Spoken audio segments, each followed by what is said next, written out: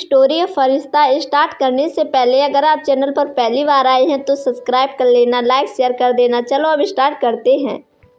एक समय की बात है, एक बच्चे का जन्म होने वाला था। जन्म से कुछ क्षण पहले उसने भगवान से पूछा, मैं इतना छोटा हूँ, खुद से कुछ कर भी नहीं पाता, भला धरती पर मैं कैसे रहूँगा? कृपया मुझे अपने पास ही रहने दीजिए, मैं कहीं नहीं जाना चाहता। भगवान बोले, मेरे पास बहुत सारे फरिश्ते हैं, उन्हीं में से मैंने तुम्हारे लिए चुन लिया है, वो तुम्हारा ख्याल रखेगा।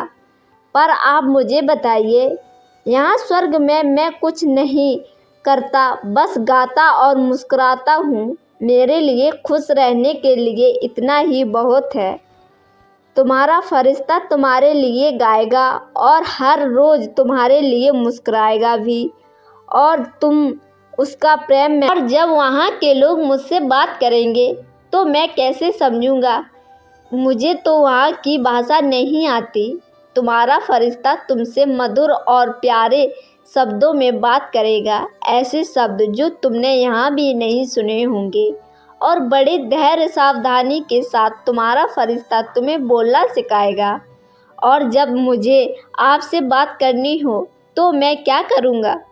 तुम्हारा फरिश्ता तुम्हें हाथ जोड़कर प्रार्थना करना सिखाएगा, और इस तरह तुम मुझसे बात कर सकोगे। मैंने सुना है कि धरती पर बुरे लोग भी होते हैं, मुझे उनसे कौन बचाएगा?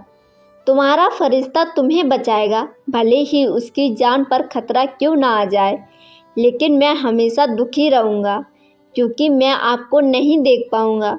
तुम उसकी चिंता मत करो, तुम्हारा फरिश्ता हमेशा तुमसे मेरे बारे में बात करेगा और तुम वापस मेरे पास कैसे आ सकते हो बताएगा।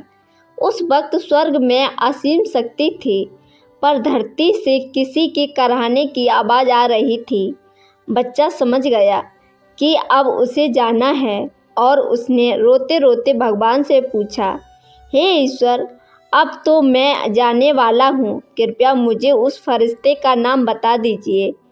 भगवान बोले, फरिश्ते के नाम का कोई महत्व नहीं है, बस इतना समझ जाओ कि तुम उसे माँ कहकर पुकारोगे।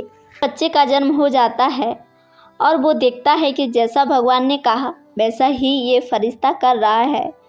वो समझ जाता है कि ये फरिश्ता माँ बहुत अच्छी है, तो वो उनके ऊपर कुछ लाइनें लिखता है और बोलता है कि माँ, मैंने आपके लिए कुछ लिखा है, क्या मैं आपको सुना सकता हूँ? इतना बोलने के बाद वो अपनी माँ को वो लाइनें सुनाने लगता है।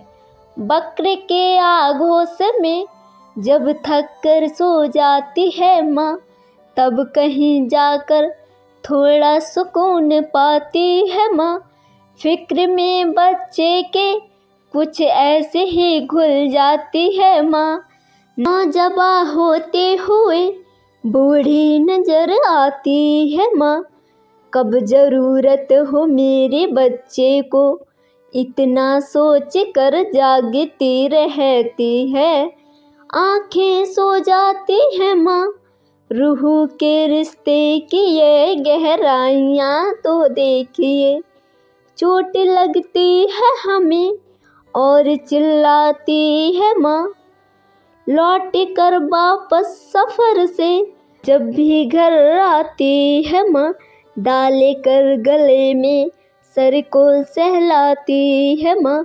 शुक्रिया हो नहीं सकता कभी उसका आधा, मरते मरते भी दुआ जीने की दी जाती है माँ। मरते दम तक बच्चा अगर आ पाए ना परदेश से, अपनी दोनों पुतलियाँ चौखट पे रख जाती है माँ। प्यार कहते हैं किसे और ममता क्या चीज़ है, यह तो उन बच्चों से पूछो जिनकी मर जाती है माँ।